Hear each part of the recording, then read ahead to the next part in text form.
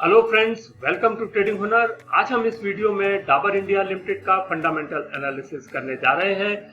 ये एनालिसिस हम FY20 का करेंगे, यानी जो साल मार्च 2020 में खत्म हुआ है हम उसका फंडामेंटल एनालिसिस करेंगे।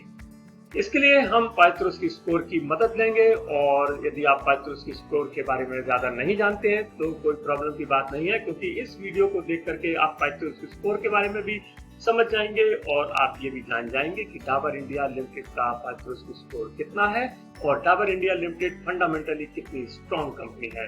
तो यहाँ पर इस वीडियो में जैसा कि आप देख रहे हैं, टोटल 9 क्राइटेरिया है और ये क्राइटेरिया डिवाइडेड है 3 कैटेगरीज में, जो कि है प्रॉफिटेबिलिटी, लीवरेज और ऑपरेशनल एफिशिएंसी।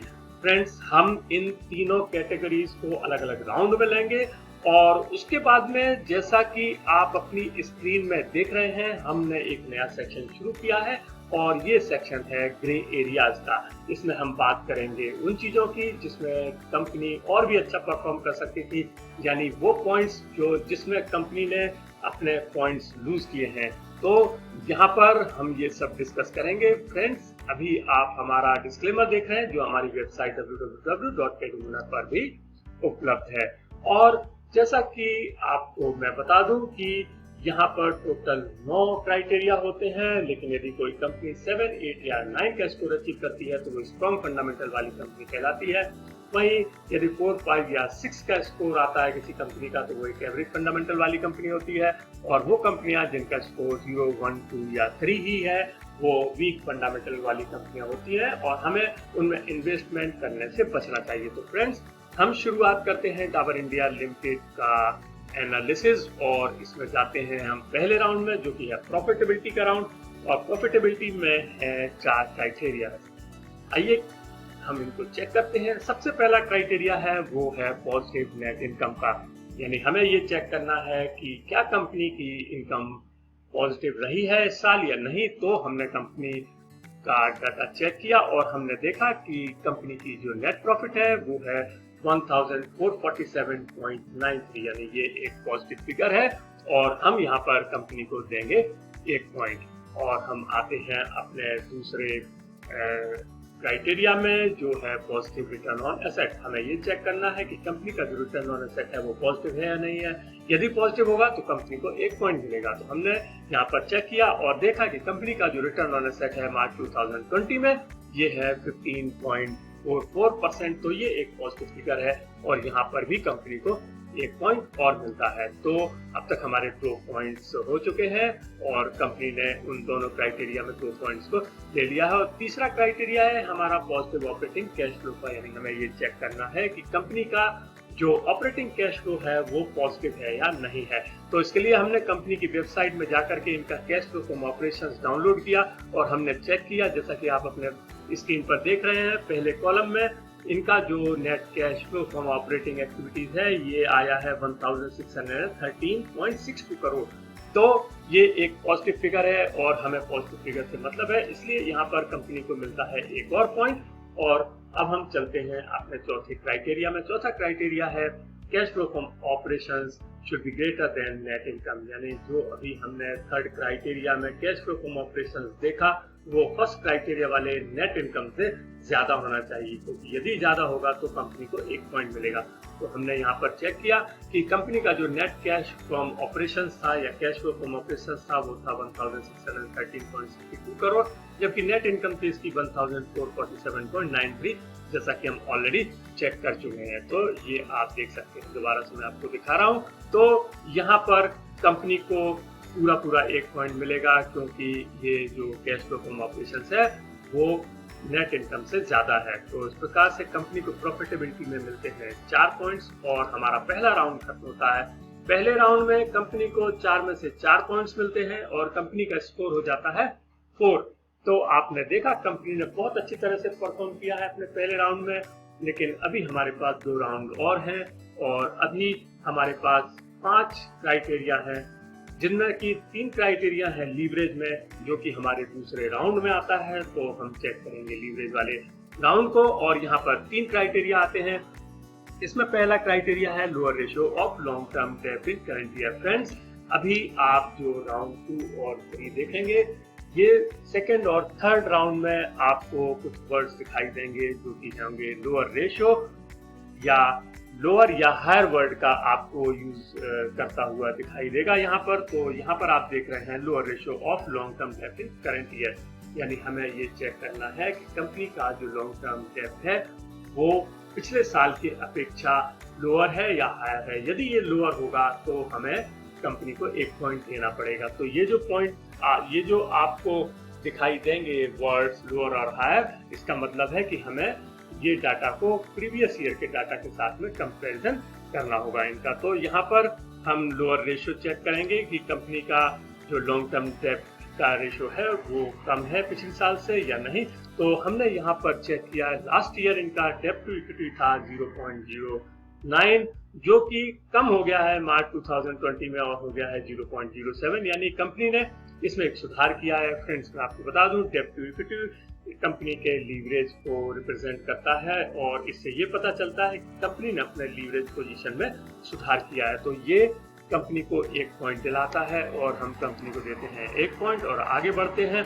हमारा जो दूसरा क्राइटेरिया है वो हायर करंट रेशो इन करंट ईयर। हमें ये चेक करना है कि कंपनी का जो करंट रेशो है वो पिछले साल की अपेक्षा ज्यादा है। यदि ज्यादा होगा तो हम कंपनी को 1 पॉइंट देंगे। तो यहाँ पर हमें कंपनी का जो करंट रेशो है वो चेक करना है और करंट रेशो का मतलब होता है कंपनी की लिक्विडिटी। तो हम चेक करते हैं कंपनी की लिक्विडिटी कैसी रही है।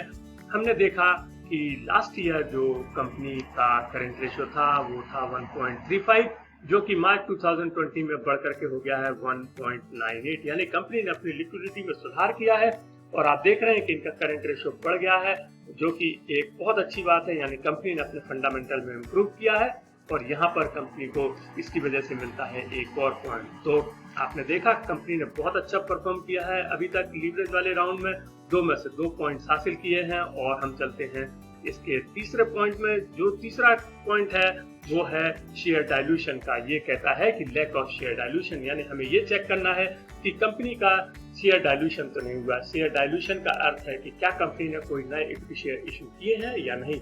यदि कंपनी ने कोई नए इक्विटी शेयर इशू किए होंगे तो हम कहेंगे कंपनी ने अपने शेयर्स को डाइल्यूट किया है और ऐसी कंडीशन में उसे कोई पॉइंट नहीं मिलेगा।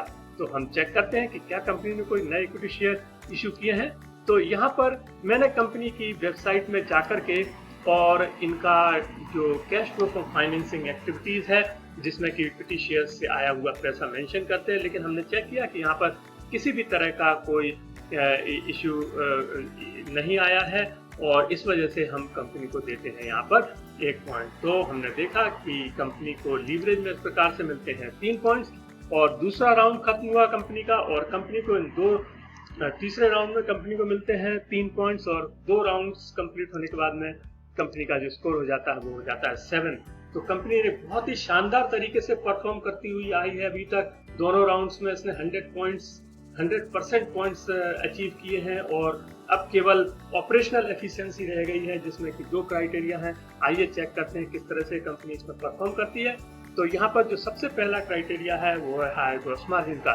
हमें ये चेक करना है कि कंपनी का जो ग्रॉस मार्जिन है या ग्रॉस प्रॉफिट रेशियो है वो पिछले साल से ज्यादा है या नहीं है। इससे हमें ये पता चलेगा कि कंपनी की ऑपरेशनल एफिशिएंसी में कितना सुधार आया है। तो हम चेक करते हैं कि क्या हुआ है। तो हमने सबसे पहले ये चेक किया कि कंपनी का जो ग्रॉस मार्जिन है वो लास्ट ईयर था 23.90%, जो कि बढ़ गया है मार्च 2020 में और हो गया है 24.10।